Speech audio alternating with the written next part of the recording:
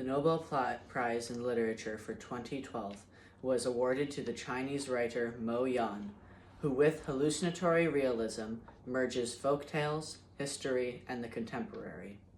This citation captures Mo Yan's brilliant ability to use fantastical flashbacks from childhood trauma to tell the story of the decimation of traditional Chinese society by industrialization. Mo Yan is a controversial and contemporary Chinese author who grew up living in poverty in rural China. He mirrors himself in the protagonist of Pao, a boy who is obsessed with the rich, fulfilling taste of meat.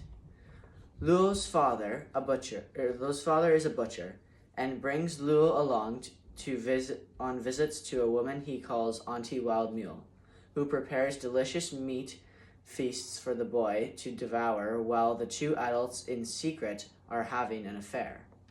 Mo Yan brilliantly captures the reaction of a child when exposed to conflicting feelings of warmth and betrayal, power and morality, lust and purity, in the symbolic use of meat. Luo personifies meat by saying, "If they hadn't sent someone to buy it, someone else would have consumed it.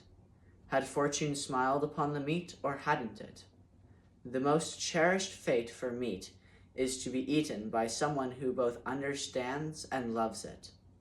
The least cherished fate is to be incinerated."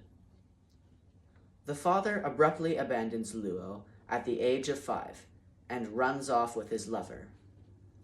Luo becomes hardened by the loss of his father figure and the loss of the satiation and security of Auntie Wild Mule's meals. Mo Yan skillfully replicates Luo's loss of innocence through a narrative of the decimation of ancient Chinese culture and wisdom through industrialization. In order to survive, Luo befriends his father's mortal enemy, a rich and manipulative man named Lao Lan, and helps him take control over the local butchers. "I knew that the trucks carried nothing but meat injected with clean well water to guarantee its freshness and safety. But every time I watched them slip out of the compound into the pre-dawn darkness and then speed up the highway, I would be possessed by the nagging feeling that their cargo was actually contraband, not meat, but explosives or drugs." Mo Yan's hometown, like thousands of others across the Chinese countryside, suffered through capitalist transformation this experience breathes through his work. Luo's life ends tragically. Auntie Wild Mule dies of starvation, and Luo's father shamefully returns to the town, begging for food and shelter and a place in his family.